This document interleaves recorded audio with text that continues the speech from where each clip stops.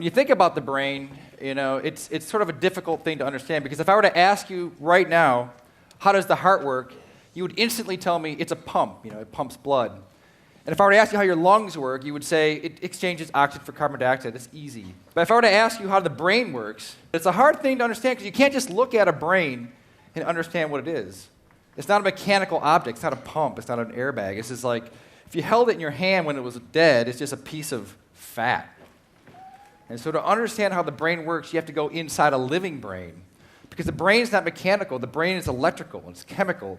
Your brain is made out of 100 billion cells, and these cells are called neurons. And these neurons communicate with each other with electricity. And we're going to eavesdrop in on a conversation between two cells, and we're going to listen to something called a spike. But we're not going to record my brain or your teacher's brains. We're going to use our good friend, the cockroach. Not just because I think they're cool, but because they have brains very similar to ours. And so if you learn a little bit about how their brains work, we're going to learn a lot about how our brains work. So I'm going to put them in some ice water here. And then, yeah.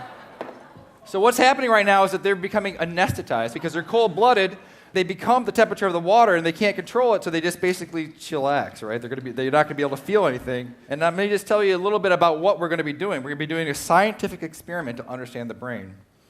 So, this is the leg of a cockroach, and the cockroach has all these beautiful hairs and pricklies all over it. And underneath each one of those is a cell, and this cell is a neuron.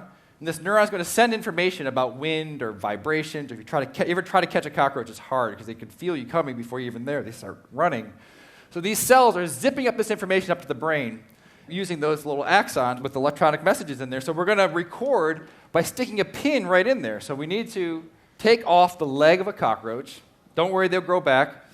And then we're going to put 2 pins in there. One of the pins, these are metal pins, are going to pick up this electric message is going by. So, we're now going to do the surgery. Let's see if you guys can see this. Yeah, it's gross. All right. So there we go. You guys can see his leg right there. So now I'm going to take this leg, I'm going to put it in this invention that we came up with called the spiker box. And this replaces lots of expensive equipment in a research lab, so that you guys can do this in your own high schools or in your own basements if it's me. So there. Can you guys see that? All right. So I'm going to go ahead and turn this on. I'm going to plug it in. To me, it's the most beautiful sound in the world, because this is what your brain is doing right now. You have 100 billion cells making these raindrop type noises. So let's go ahead and take a look what it looks like. Let's pull it up on the iPad on the screen. I plugged my iPad into here as well. So remember we said what that action potential looks like. Look like a spike. So we're going to take a look at what one of them looks like in just a brief second. We're going to tap here so we can sort of average this guy. So there we see it. That's an action potential. You've got 100 billion cells in your brain doing this right now, sending all this information back about what you're seeing, what you're hearing. So we also said this is a cell that's going to be sort of taking up information about vibrations in the wind. So what if you do an experiment? We can actually blow on this and hear if we see a change. You guys are going to be ready for this? If I blow on it, you tell me if you hear anything. So let me just touch it with a little pen here. That was actually the neural firing rates. This took a while in neuroscience to understand this. This is called rate coding, which is the harder you press on something, the more spikes there are, and all that information is coming up to your brain. That's how you perceive things. So that's one way of doing experiments with electricity. The other way is that your brain is not only just reading or taking in electrical impulses, you're also sending out. That's how you move your muscles around. So let's see what happens if I've plugged in something that's electric into the cockroach leg here. So I'm going to take 2 pins, I'm going to plug them onto the cockroach. I'm going to take the other end, I'm going to plug it into my iPod. It's my iPhone, actually. I don't know if you guys know this, but do you guys know how your earbuds work in your ears? You have a battery in your phone, your iPod, right? It's sending electrical current into these magnets in your earbuds, which shake back and forth. You like to hear things. But that electric current's the same currency that our brain uses, so we can send that directly to the cockroach leg, and hopefully, if this works, we can actually see what happens when we play music into the cockroach. Let's take a look.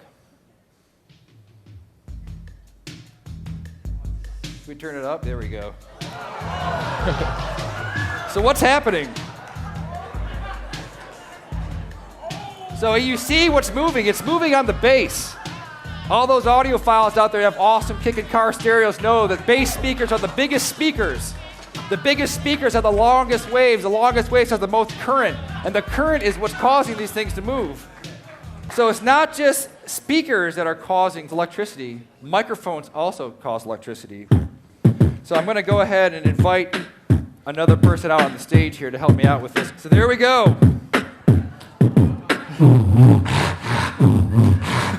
This is the first time this has ever happened in the history of mankind. Human beatbox to a cockroach leg.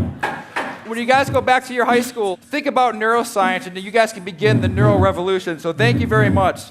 Bye-bye.